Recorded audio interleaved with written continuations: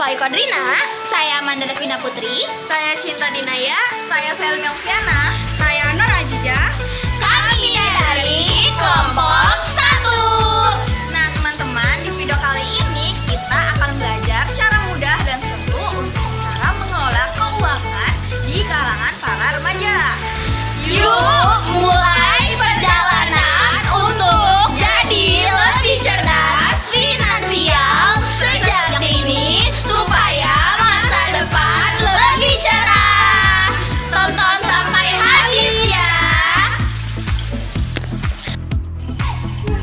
Emang mengatur keuangan itu apa sih?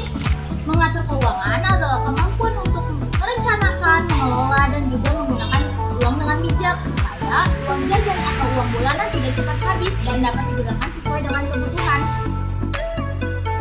Nah, mengatur keuangan meliputi yang pertama, mencatat, pengeluaran, dan memasukkan. Yang kedua, menentukan skala prioritas. Yang ketiga, menentukan penggunaan uang secara rutin.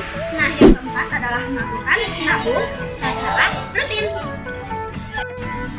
Kapan sih peraturan keuangan harus dilakukan? Yang pertama, ada sejak dini, agar remaja tidak terbiasa untuk boros. Yang kedua, ada setiap hari dengan kita mencatat pengeluaran kita. Yang ketiga, ada akhir bulan atau akhir minggu, di mana kita mengevaluasi apakah masih boros atau sudah hemat. Mengapa sih mengatur keuangan itu penting bagi remaja? Karena yang pertama itu agar uang tidak cepat habis di awal bulan atau minggu. Yang kedua itu melatih kedisiplinan dan kemandirian kita dalam menggunakan uang. Yang ketiga itu menghindari boros dan impulsif buying. Nah, yang keempat, membantu menabung untuk kita bisa membeli barang yang lebih besar. Contohnya membeli handphone, buku, atau alat sekolah lainnya. Nah, di sini dengan menabung kita bisa membeli barang-barang yang lebih besar harganya. Lalu yang kelima, bisa membentuk kebiasaan finansial yang baik sejak muda untuk bisa berguna di saat dewasa nanti. Nah, teman-teman sudah tahu kan betapa pentingnya mengatur keuangan di kalangan para remaja.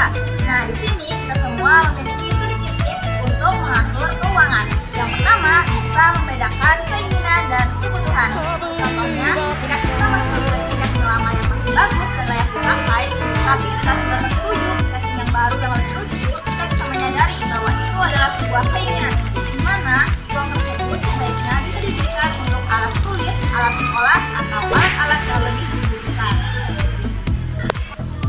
Yang kedua, biasakan menabung di awal. Nah, misalkan kalian menerima uang jajan itu setiap bulannya 300.000. Kalian harus menyisihkan uang 50.000 untuk menabung. Nah, dengan begitu kalian tidak akan merasa terbebani.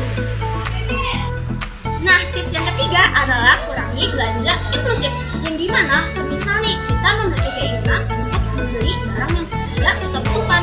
Nah, kita bisa menggunakan trik tunda 24 jam. Yang dimana kalau misal nih besok kita ternyata gak pengen banget barang tersebut.